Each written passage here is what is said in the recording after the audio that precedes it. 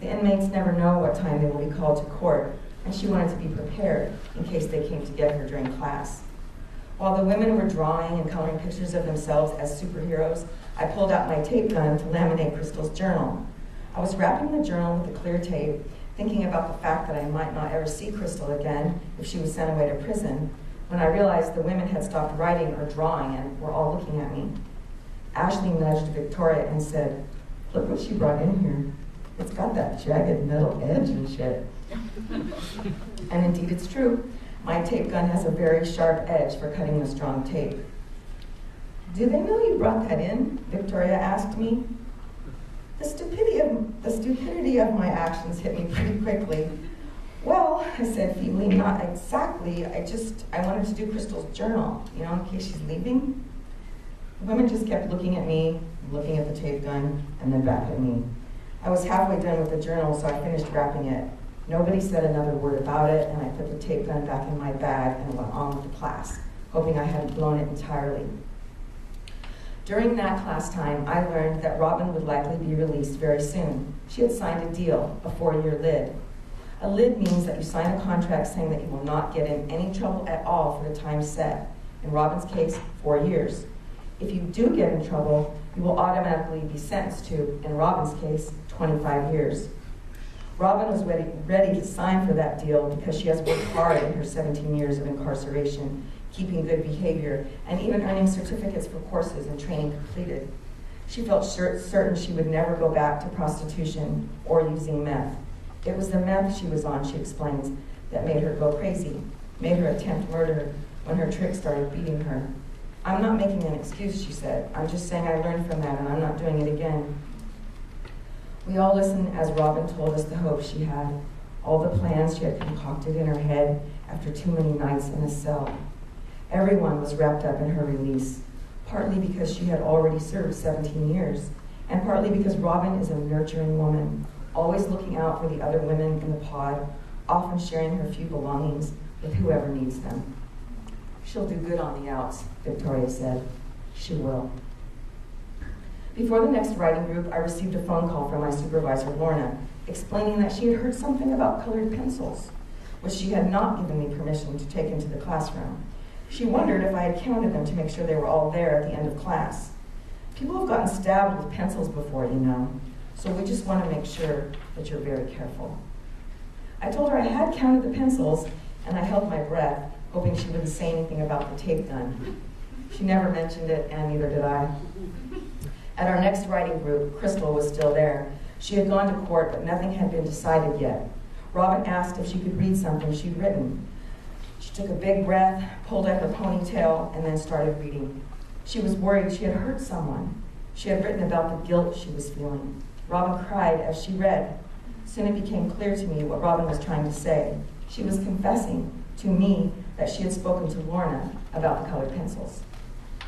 "I feel so bad because I feel like I betrayed this person," she wrote, "but I really did it for her own good, but I also did it in a selfish way, to be true." The women were quiet. They all knew what was going on.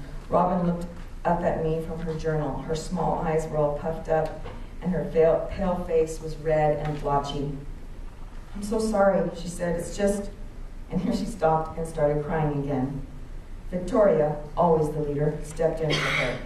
"It's just that they could pull your badge," Victoria said, "and we don't want that to happen." The other women were nodding, and Ashley placed her hand gently on my shoulder. "We're just not sure if you counted the pencils. All it takes is for one of those to show up in the pod, and that's it, you're gone." Victoria spoke up again, this time with a harder edge to her voice. "And it's not just you that gets affected. This class means a lot to us, so we want you to be careful with it." The women all watched my face, waiting for my reaction. "I'm sorry," I said. "I did a stupid thing." We all knew that we were talking about the tape gun, not the colored pencils. The women had helped me count the pencils out, so there was no way that they thought one of them had turned up in the pod. Clearly, no one had mentioned the tape gun to Lorna. A colored pencil miscount is a lot different than bringing a potential weapon into a detention facility. The women had felt unsettled by my breach of conduct and had found a way to warn me without getting me in any real trouble. "We have your back," Robin said between sniffles. "And also," Victoria went on, When you let us go last time, you left your purse sitting on the table. Anyone could have grabbed it. For reals, Ashley said, you shouldn't trust us. Someone could be tweaked out on meth. They could attack you or whatever. You never know. Yeah, Victoria added. I mean, we're cons. Just promise you'll be careful, okay? Robin said, her face still wet and splotchy. Ashley bent her head down to write something in her journal, then lifted her hair gently and looked up at me and said, we don't want you to get an early kick. As the women filed out at the end of class, I pulled Robin aside and thanked her. She broke out in tears again, and then she pulled me to her and hugged me for a very long time. The other women gathered around me and placed their hands on my arm or my back, while Robin cried on my shoulder. When the women saw the guard coming down the hall, they pulled away from me, and he took them back to their pod. I stood there for a long time after the women had made the turn in that narrow hallway. I wanted to remember the moment. I wanted to play the tape of it in my head one more time. I wanted to tell the guard who was passing by that he had just missed an extraordinary moment. At the next session, Robin was missing. Where's Robin? I said. Did she get to go home? Ashley put her hand on my shoulder, a gesture she often makes.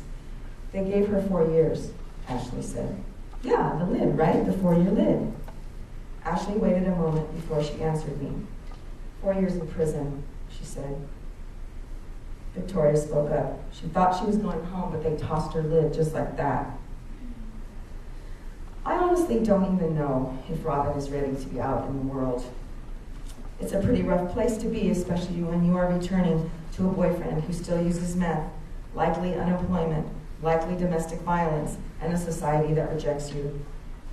But still, the thought of Robin in prison, away from the relationships in this jail, finding her way through a whole new environment, saddens me deeply.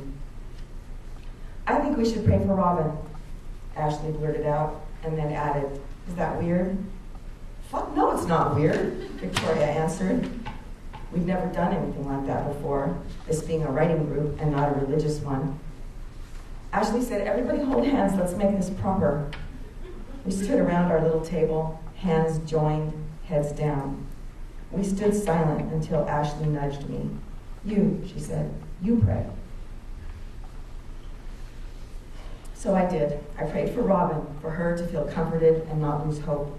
I prayed for all the women in the pod. I prayed that they could find joy, even though they are locked up and kept away from their families, their children. And love, Ashley interjected, prodding me again with her elbow. Don't forget to pray for love in the pods. So I prayed for love too, and at the same time wondered when I'd last seen evidence of so much outside these gray walls. Thank you so much.